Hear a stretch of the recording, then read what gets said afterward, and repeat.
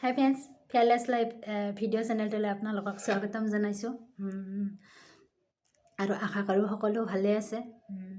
নতুন বছৰ আৰম্ভ হৈছে। আশা কৰোঁ আপোনালোকৰ সকলোৰে আশাবোৰ পূৰণ হওক, যিবোৰ পাৰ হৈ যোৱা বছৰটোত হোৱা নাছিল। আৰু সেয়া আৰু সকলোলৈ নতুন বৰ্ষৰ অলেখ শুভকামনা থাকিল। আৰু আজি এটি বিষয়ত মই আলোচনা কৰিবলৈ ওলাইছোঁ। আমাৰ এইটো বাস্তৱ জীৱনত খুব হয়, বহুতই দেখিছোঁ। বহুত বেয়া পৰিস্থিতি হৈ আছে বা বহুত বেয়া পৰিস্থিতি হ'বলৈ গৈ আছে। সেয়েহে ভাবিলোঁ কি এইটো ভিডিঅ'তে বনাই দিওঁ। সেয়ে আৰু কোনোবা যদি তেনেকুৱা হৈ আছে, কোনোবা মানুহৰ ক্ষেত্ৰত তেওঁলোকো অলপ হ'লেও কিবা উপকৃত হ'ব পাৰিব। চাব, মই আজি বিশেষকৈ আলোচনা কৰিম সন্দেহৰ বিষয়ে। এই সন্দেহটো ইতিবাচক।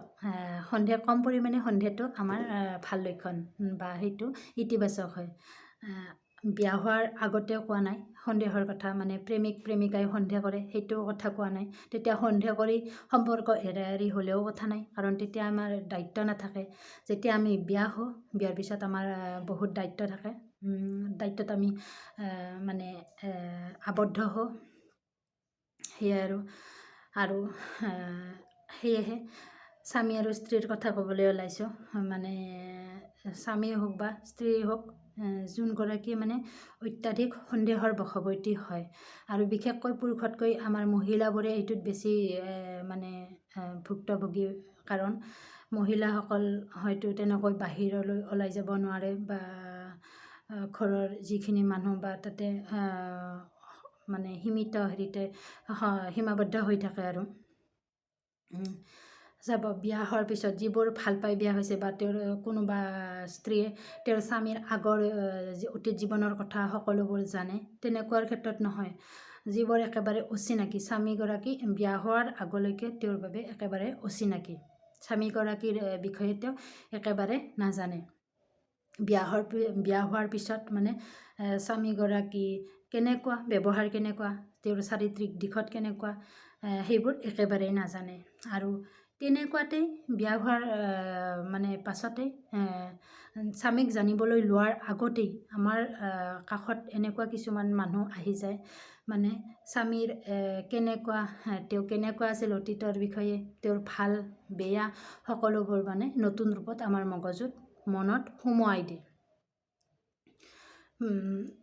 আৰু সেয়েহে আমি আচলতে বেলেগৰ অন্যৰ কথা শুনি আমি স্বামীগৰাকীক মনত লোৱাতকৈ আমি নিজে স্বামীগৰাকীক জানি বুজিহে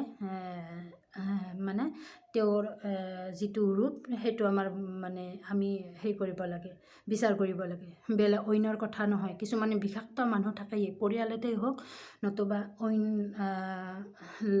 তেনেকুৱা ওচৰ চুবুৰীয়া হওক, তেনেকুৱা মানুহ বহুত থাকে, যে নতুনকৈ বিয়া হোৱা ছোৱালীগৰাকীৰ মগজুত বেয়া তেওঁৰ স্বামীৰ বিষয়ে বহুত বেয়া ৰূপত তেওঁৰ মনত এটা বেয়া ৰূপ এটা সাজি দিয়ে।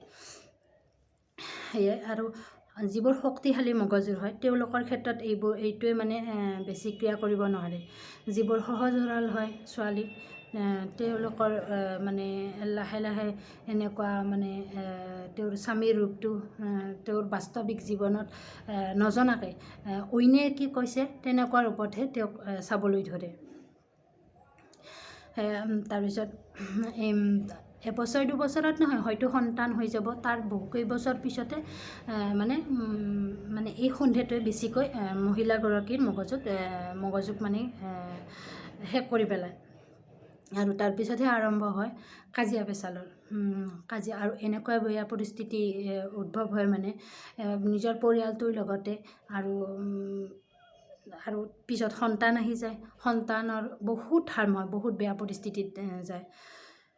সেয়েহে কৈছোঁ যে এইটো আচলতে সন্দেহটো মই যেতিয়া তেনেকুৱা বাস্তৱ জীৱনত লগ পালোঁ, তেতিয়া নেটত চালোঁ, আৰু সেইটো আচলতে ৰোগৰ লক্ষণ। ৰোগটোৰ নাম হৈছে স্কিজ'ফ্ৰেনিয়া। যিটো বেমাৰ হ'লে আমাৰ মনত এনেকুৱা ভাৱনা এটি মগজুত সোমাই দিলে, তাৰপিছত মানে নহ'লেও কিছুমান মগজুত নতুন নতুন মানে ধাৰণা নিজেই ৰোগীগৰাকী নিজেই মানে বহুৱাই লয় আৰু নাভাবিবলগীয়া কথা কিছুমান মগজুত উৎপন্ন হয়। কাৰণ আমাৰ মগজুটো হৈছে হাজাৰ হাজাৰ চিন্তাৰ ভঁৰাল। আৰু সেই চিন্তাবোৰক আমি যি ৰাস্তাৰে লৈ যাম বা ভালেৰে নিলে ভাল হ'ব, যদি বেয়াৰে ঢাল খুৱাওঁ তেতিয়া বেয়াই হৈ যাব, তেনেকুৱা কথা। আমি তেনেকুৱা আৰু এইটো বেমাৰ স্কিজোফ্ৰেনিয়া। তাৰপিছত যিগৰাকী ৰোগীয়ে মানে ভুক্তভোগী আৰু তেওঁৰ পৰিয়াল বহু হাৰাশাস্তি হয়। আৰু তাৰপিছত ৰোগীগৰাকী সন্দেহ মানে সীমা নাথাকে আৰু সন্দেহৰ, সেয়াই কথা। সেয়েহে কওঁ পৰিয়ালকো এইটো বেমাৰ হ'লে আমাৰ যেনেদৰে আমি দৈহিক বেমাৰ হ'লে আমি ৰোগীগৰাকীৰ সচেতন হওঁ ৰোগীগৰাকীক লৈ বা তেওঁক সেনেকুৱা শুশ্ৰূষা লওঁ, আৰু এইটো বেমাৰ হ'লেও আমি তেনেকুৱা ধৰণে বা তাতকৈ বেছিকৈহে মৰমেৰে তেওঁক ভাল কৰিব চাব লাগে। এতিয়া লাজৰ কথা নহয় কোনো বাৰু, সেইটো হয়ে। যিদৰে দেহৰ বেমাৰ হয়, আমাৰ মনৰো কিছুমান বেমাৰ হয়। সেয়েহে পৰিয়ালৰ লগতে বিশেষকৈ দায়িত্ব থাকে স্বামীগৰাকী বিশেষ সচেতন হ'ব লাগে। কাজিয়া পেচালেৰে নহয়, বেয়া পৰিস্থিতিৰে নহয়। বেয়া পৰিস্থিতি কৰিলে আৰু পৰিস্থিতি বেয়ালৈ ঢাল খাব। গতিকে ভালেৰে মৰমেৰে সকলো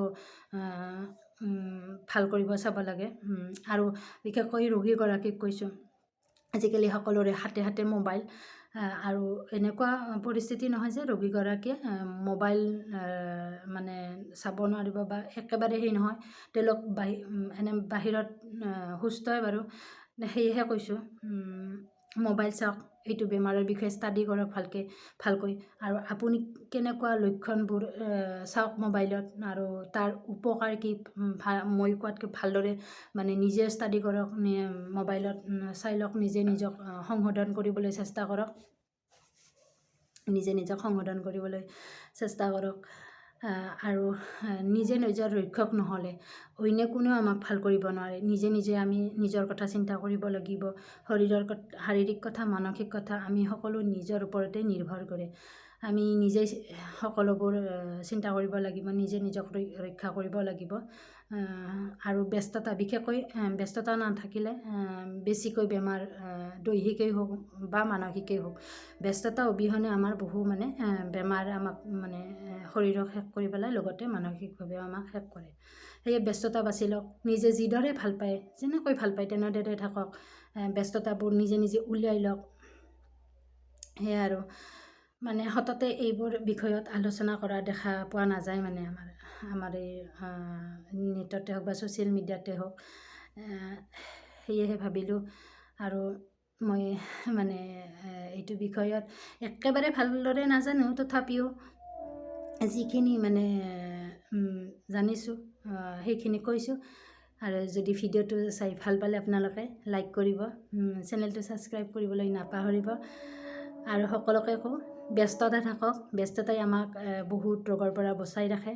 নিজে ব্যস্ততাখিনি বিচাৰি উলিয়াব পাৰিব লাগিব।